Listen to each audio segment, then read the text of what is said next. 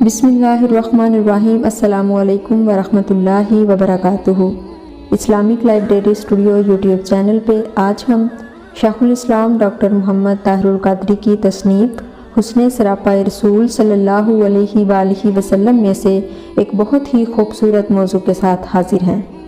آج کی نشست میں ہم گفتگو کریں گے حضور نبی اکرم صلی اللہ علیہ وآلہ وسلم کی انگشتان مبارک یعنی انگلیاں مبارک، ہتھیلیاں مبارک اور بغل مبارک پر۔ تو چلیے ویڈیو کا آغاز کرتے ہیں۔ انگشتان مبارک۔ حضور نبی اکرم صلی اللہ علیہ وآلہ وسلم کے ہاتھ مبارک کی انگلیاں خوبصورت، سیدھی اور دراز تھیں۔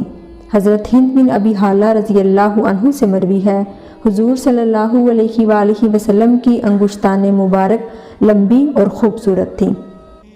ایک روایت میں آپ صلی اللہ علیہ وآلہ وسلم کی خوبصورت انگلیوں کو چاندی کی ڈلیوں سے تشبیہ دی گئی ہے۔ روایت کے الفاظ یہ ہیں: حضور صلی اللہ علیہ وآلہ وسلم کی انگلیاں مبارک چاندی کی ڈلیوں کی طرح تھیں۔ انہی مقدس انگلیوں کے اشارے پر چاند وجد میں آ جایا کرتا تھا۔ شق القمر کا معجزہ انہی مقدس انگلیوں کے اٹھ جانے سے ظہور میں آیا اور انہی مقدس انگلیوں سے پانی کے چشمے رواں ہو گئے۔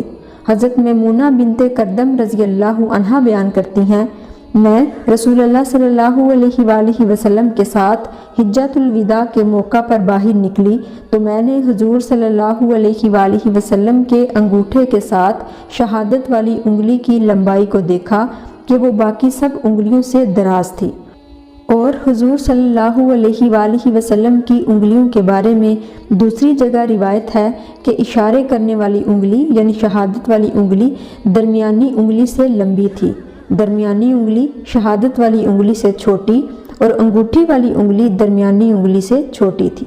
ہتھیلیاں مبارک۔ حضور نبی اکرم صلی اللہ علیہ وآلہ وسلم کی مقدس اور نورانی ہتھیلیاں کشادہ اور پرگوشت تھیں۔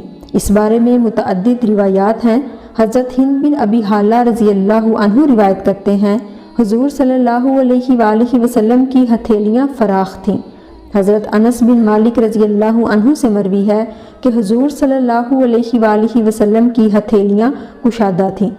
آقا دو جہاں صلی اللہ علیہ وآلہ وسلم کی مبارک ہتھیلیوں میں نرماہٹ، خنکی اور ٹھنڈک کا احساس آپ صلی اللہ علیہ وآلہ وسلم کا منفرد وصف تھا۔ صحابہ کرام رضی اللہ عنہم قسم کھا کر بیان کرتے ہیں کہ حضور صلی اللہ علیہ وآلہ وسلم کی مبارک ہتھیلیوں سے بڑھ کر کوئی شے نرم اور ملائم نہ تھی۔ رسول اکرم صلی اللہ علیہ وآلہ وسلم جب کسی سے مصافحہ فرماتے یا سر پر دست شفقت پھیرتے تو اس کی ٹھنڈک اور سکون کا یوں احساس ہوتا جیسے برف جسم کو مس کر رہی ہو۔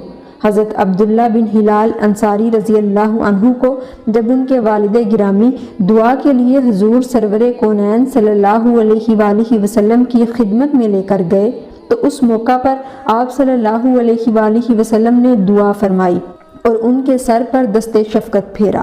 وہ اپنے تاثرات یوں بیان کرتے ہیں کہ حضور علیہ الصلوۃ والسلام کے دست شفقت کی ٹھنڈک اور حلاوت کو میں کبھی نہیں بھولا جب آپ صلی اللہ علیہ وآلہ وسلم نے اپنا دست مبارک میرے سر پر رکھا۔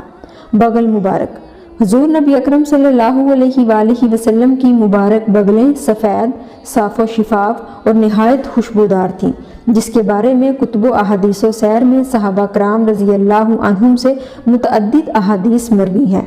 ایک دفعہ حضرت ابو موسیٰ رضی اللہ عنہ نے حضور نبی اکرم صلی اللہ علیہ وآلہ وسلم کے لیے وضو کا پانی پیش کیا۔ آپ صلی اللہ علیہ وآلہ وسلم نے خوش ہو کر انہیں دعا دی اور اپنے مبارک ہاتھوں کو بلند فرمایا۔ وہ اپنا مشاہدہ بیان کرتے ہیں کہ میں نے حضور صلی اللہ علیہ وآلہ وسلم کی بغلوں کی سفیدی دیکھی۔ آپ صلی اللہ علیہ وآلہ وسلم کی مبارک بغلوں کے خوشبودار ہونے کے حوالے سے بنی حریش کا ایک شخص اپنے بچپن کا واقعہ بیان کرتے ہوئے کہتا ہے کہ میں اپنے والد گرامی کے ساتھ بارگاہ نبوی میں حاضر ہوا۔ اس وقت حضرت ماعز بن مالک رضی اللہ عنہ کو ان کے اقرار جرم پر سنگسار کیا جا رہا تھا۔